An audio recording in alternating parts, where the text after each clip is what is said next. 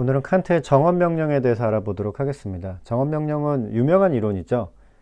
철학자의 이론이 유명해지기가 어려운데 칸트의 정언명령은 많은 사람들이 알고 있는 이론입니다. 그러니까 뭐 중요한 이론이겠죠. 네. 그리고 칸트가 설명을 잘했어요. 제가 봤을 때는. 그 도덕 형이상한 기초라는 책에서 칸트가 재밌게 설명했습니다. 칸트가 자신의 이론을 이렇게 재밌게 설명한 것이 제가 알기로는 거의 없어요. 네. 근데 아마 재밌기 때문에 사람들이 더 기억을 하지 않았나라는 생각을 하는데, 정언명령을 이제 설명하려면 굉장히 길게 설명할 수 있습니다. 근데 좀 짧게 설명을 해보도록 하겠습니다. 버트란드 러셀이 쓴 서양 철학사를 기본으로 칸트의 이제 정언명령을 설명해 보도록 하겠습니다. 10분 내에 할 수 있도록 해보겠습니다. 버트란드 러셀의 서양 철학사는 두꺼운 책이에요. 이게 한 1000페이지가 넘습니다. 서양 철학을 다 담으려고 하니까 얼마나 길게 써야 하겠습니까? 칸트의 부분은 그래도 꽤 이제 많은 부분을 차지하고 있습니다. 칸트가 18세기 철학의 주요 인물이죠. 그러니까 아마 길게 썼을 수밖에 없습니다. 네. 그래도 칸트의 철학이 워낙 이제 방대하기 때문에 그 철학을 이제 다 잘 담을 수는 없어요. 칸트 한 사람만을 연구해도, 그냥 평생을 연구해도 부족한 사람입니다. 근데 정언명령 부분은 한 2페이지 정도에 걸쳐서 설명하고 있습니다. 그래서 이제 러셀이 노벨상도 받은 굉장히 유명한 사람이고 똑똑한 사람이기 때문에 칸트를 잘 이해해서 아마 정리해 놨을 것이다 라고 생각하고 이제 러셀이 쓴 내용을 이제 기반으로 한번 설명을 해보도록 하겠습니다. 2페이지밖에 안 돼요.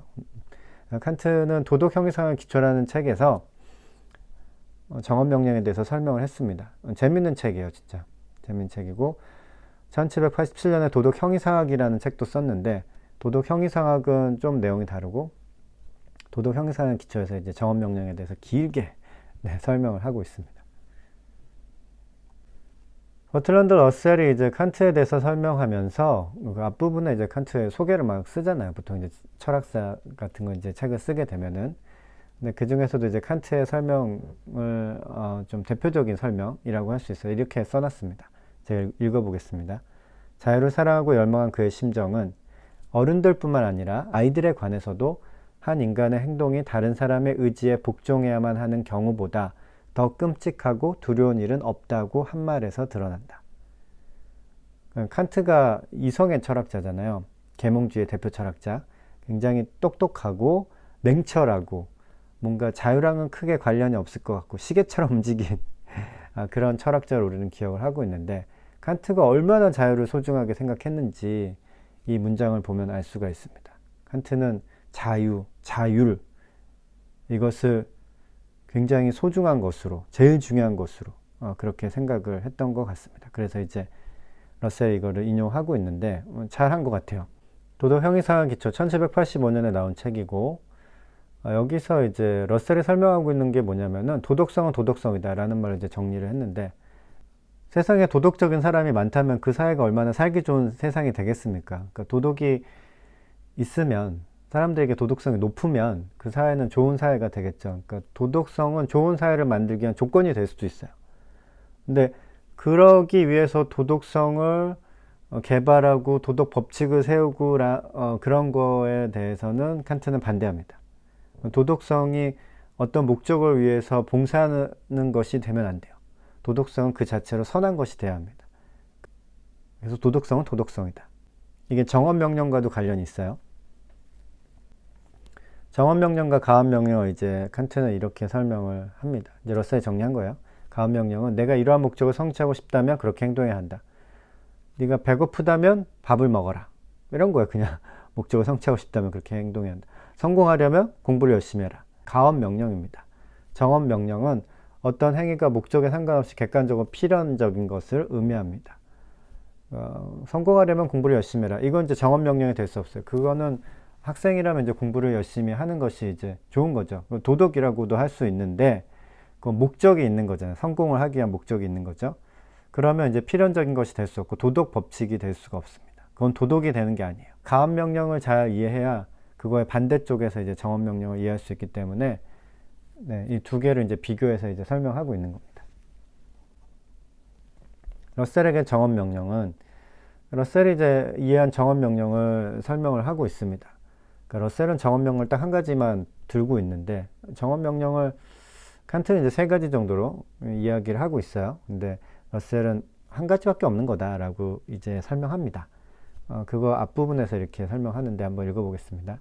이때 행위 경률은 도덕 법칙과 합치되어야 하고 오직 합치될 경우에만 정언명령은 필연적인 것으로 주어진다.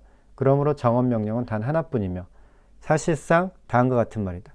무슨 말인지 잘 모르겠어요. 이 말을 왜 이렇게 어렵게 하는지 모르겠어요. 러셀이 어렵게 한 건지 번역을 어렵게 한 건지 잘 모르겠는데 도덕 형이상학의 기초를 보면은 정언명령의 세 가지 원리가 나오는데 그 중에 하나만 중요하고 하나만 있으면 다 된 거다 라고 이제 러셀은 이해했습니다. 정언명령 러셀은 이제 두 가지로 쓰고 있는데 첫째, 너는 오직 내 의지의 경륜이 동시에 일반 법칙이 될 수 있도록 행동하라. 뭐 똑같은 말이에요. 두 번째 문장도. 근데 좀 다르게 말한 겁니다. 그러니까 말이 어렵잖아요. 그러니까 다르게 또 말하고 그래요. 칸트도 그렇게 했습니다.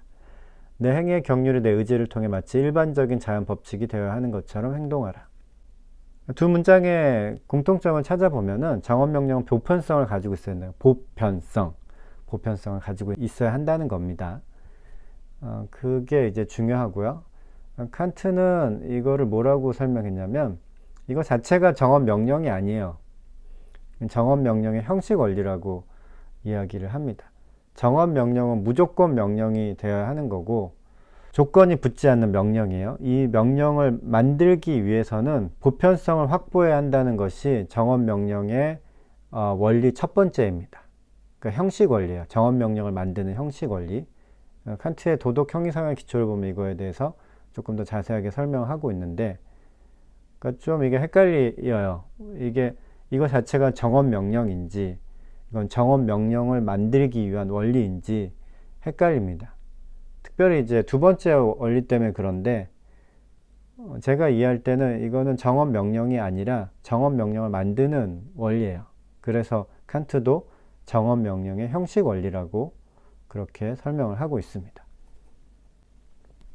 러셀은 정언명령을 비판합니다. 제가 봤을 때 러셀은 칸트를 별로 안 좋아했던 것 같아요. 읽어보겠습니다. 사실 칸트의 경륜은 덕의 기준이 되기 위한 필요 조건을 제공하지만 충분 조건까지 제시하지는 못한다. 충분 조건을 얻으려면 우리는 칸트의 순수한 형식적 관점을 포기하고 행위의 결과들을 고려해야 한다.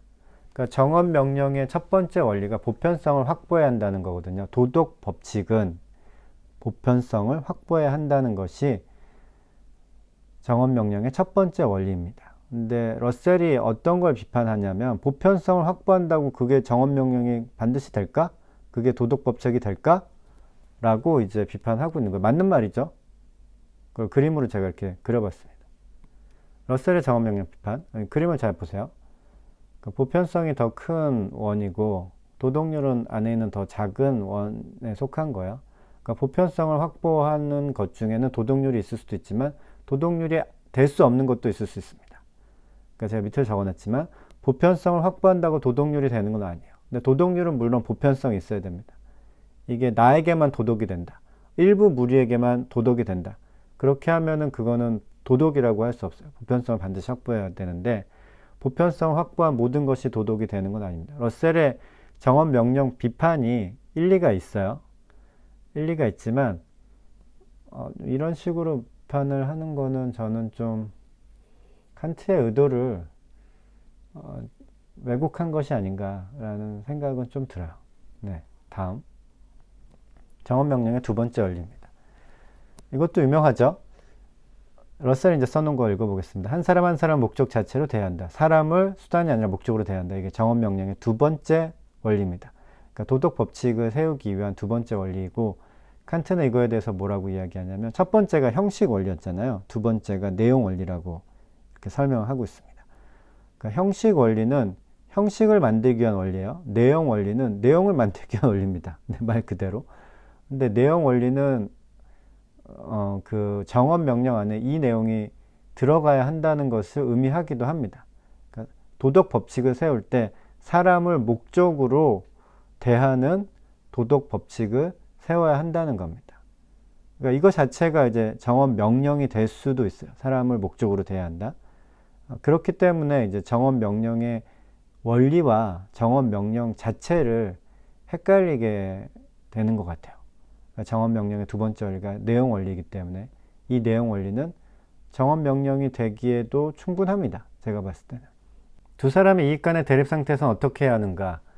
그러니까 둘 다 목적이면 어떤 목적을 향해야 되겠어요? 좀 애매하죠? 네, 이게 좀 문제가 됩니다. 두 사람이 아니고 이제 다수가 포함되는 경우면은 공리주의 원칙을 사용할 수 있어요. 정치 철학의 원리로 다수의 이익이 확보되는 쪽으로 결정을 할 수가 있습니다.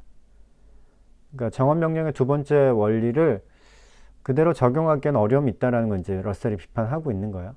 그 다음 읽어보겠습니다. 칸트의 도덕 원리는 개개인이 절대적 목적이라는 것이 아니라 다수에게 영향을 끼치는 행동을 결정할 때 모든 사람이 동등하게 취급된다는 의미로 해석될 수 있다.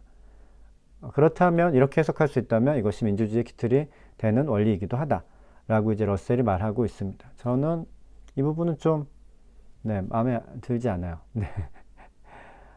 칸트가 말하는 이제 정언명령의 두 번째 원리는 사람이 이제 동등하게 취급돼야 한다는 그런 의미가 아니라 사람이 진짜 목적이 돼야 한다는 겁니다. 수단이 아니라. 정언명령은 자유와 또 관련이 있어요. 그래서 이제 연결해서 이제 설명해야 할 부분이 있는데 그것이 이제 모든 사람을 동등하게 대해야 한다. 이런 걸로 해석하기에는 칸트의 정언명령을 좀 오해한 부분이 있지 않나라는 생각을 했습니다. 칸트의 정언명령이었습니다.